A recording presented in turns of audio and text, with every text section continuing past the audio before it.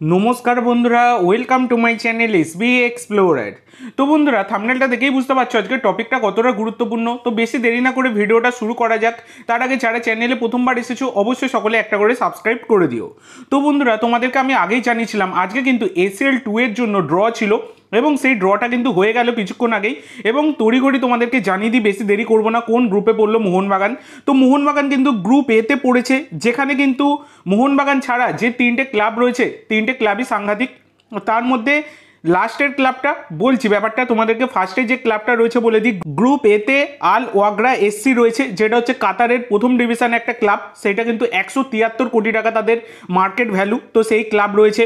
2 নম্বরে রয়েছে tractor FC, যারা কিন্তু ইরানের first division club, market value 114 কোটি টাকা। 3 নম্বরে মোহনবাগান রয়েছে আর 4 নম্বরে রয়েছে এফসি রাফসান।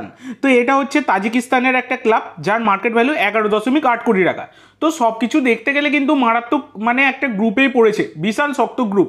এই যে এফসি রাফসান এদেরই মার্কেট ভ্যালুটা কম। দেখো মার্কেট ভ্যালু বিচার করে কিন্তু খেলা হয় না, মার্কেট ভ্যালু কম দিয়ে আগের দিনও আমরা দেখেছি ইস্ট বেঙ্গলের কী হাল হয়েছিল ইস্ট বেঙ্গলের তুর্কমেনিস্তানের ক্লাবের কাছে, তাদেরও কিন্তু মার্কেট ভ্যালু 11.সামথিং ছিল।